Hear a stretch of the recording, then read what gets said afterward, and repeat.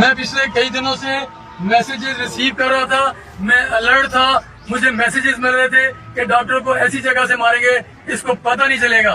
Medical science में ऐसा कोई टेस्ट नहीं है और मैंने कोई ऐसा टेस्ट नहीं किया। नॉर्मल आदमी कभी इस तरह बात नहीं करता। अगर मैं उससे बहस करता, बात का जवाब देता तो उससे बात और ज्यादा बढ़ जाती। मेरी कोशिश थी कि मामला ज्यादा न बढ़े। इसका पानी का पानी और दूध का दूध करेंगी।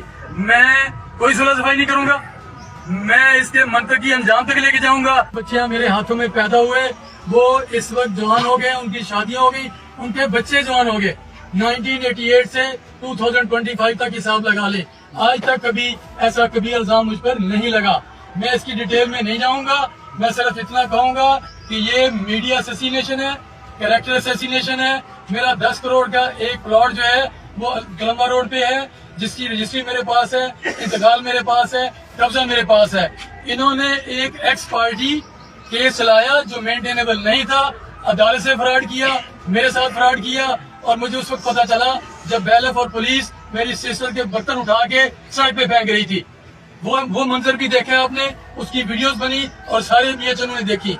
मैं कोर्ट में गया, हमारे साथ मेरे उस्ताद मोहतरम हैं, ये मेरे वकील थे।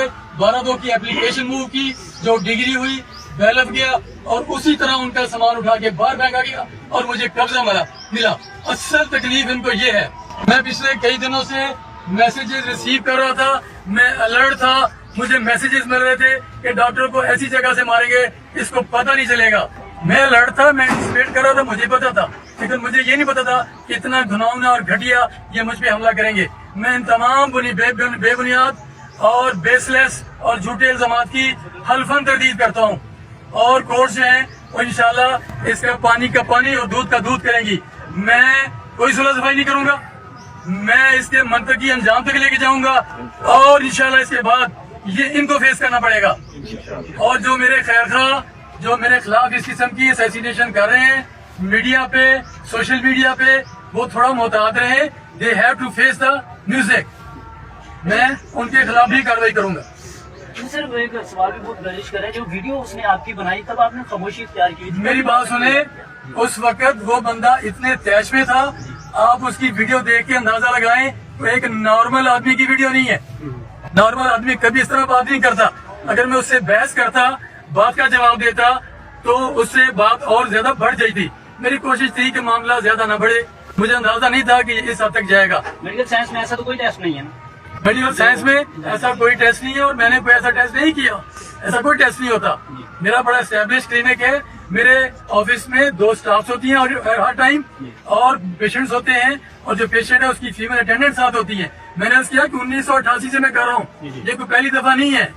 This is totally pre planned और मैनेज्ड। जी हाँ, डॉक्टर रफीक गुजर साहब ने मियाँ चन्नू के बहुत स्पैशलिस्ट ने। मेरा नाम मोहम्मद इजाज गनी है। मैं अपनी बेगम ਨੂੰ चेक करवाने वास्ते इत्थे आया। सारे मेडिकल रिपोर्ट टेस्ट करवाए ने। डॉक्टर साहब ने मेरी बेगम की जबान जबान ला के चेक की है। मैं साਰਿਆਂ ਨੂੰ ਇਹ ਪੁੱਛਣਾ ਚਾਹੁੰਦਾ ਵਾ, डॉक्टर साहब मेरे सामने खलोते आ कि डॉक्टर साहब ਮੈਨੂੰ ਦੱਸੋ ਕਿ ਕਿਹੜਾ ਟੈਸਟ ਆ, ਕਿਹੜਾ ਜ਼ਬਾਨ ਨਾਲ ਜ਼ਬਾਨ ਨੂੰ ਲਾ ਕੇ ਚੈੱਕ ਕਰੀਦਾ। ਸਰ ਤੁਸੀਂ ਮੈਨੂੰ ਦੱਸੋ ਇਹਦਾ ਟੈਸਟ ਦਾ ਮਤਲਬ ਦੱਸੋ ਕੀ ਆ। डॉक्टर साहब ਤੁਸੀਂ ਮੇਰੇ ਬਾਪ ਜਾਓ, मैं कह रहा ਮੈਨੂੰ ਟੈਸਟ ਦਾ ਮਤਲਬ ਦੱਸੋ। ਜਾਂ ਕਰੋ ਆਪਣੀ ਕਰੋ बेगम बुलाओ या करो अपनी धी बुलाओ। मैं जबान ले बगैर नहीं जाना, अपना रौला पै जाना। या मैनू मार के भेज दियो या मैं तुहाडा इलाज कर लेना। सर जी, डॉक्टर मोहम्मद रफीक गुजर ने मेरे नाल बहुत बड़ा जुल्म किया, मेरी मिसिज नाल उन्होंने हरासमेंट किया है। तो जनाब पैसे वालों बहुत ज़्यादा स्ट्रोंगली है, असलो सलूक वालों, सियासी बेस वालों, हर चीज़ वालों सर बहुत ज़्यादा असलो सलूक है। मेरे नाल बहुत बड़ा जुल्म होया। मैं DPO खाने वाला अगे, RPO मुल्तान अगे, DIG साहब अगे और IG पंजाब डॉक्टर मोहम्मद उस्मान साहब अगे और वजीर आला पंजाब मोहतरमा मरीम नवाज साहब के गुजारिश है कि मैंने इंसाफ किया जाए। मेरे नाल बहुत बड़ा जुल्म होया और मेरे ते इस टाइम बहुत ज़्यादा मैंने टॉर्चर किया जा रहा है। मेरे तो बहुत ज़्यादा बर्डन है, मैंने इंसाफ दिता जाए। ठीक है। बाकी दूसरे नंबर पे हम लोग इधर 2 स्टाफ मौजूद होती हैं, सीनियर स्टाफ है। ठीक है। इधर पेशेंट होता है, इस जगह पे पेशेंट को मैं देखती हूँ, अल्ट्रासाउंड मैं करती हूँ, इस जगह पे मैं बैठती हूँ, इधर डॉक्टर साहब सिर्फ इधर स्क्रीन पे देखते हैं।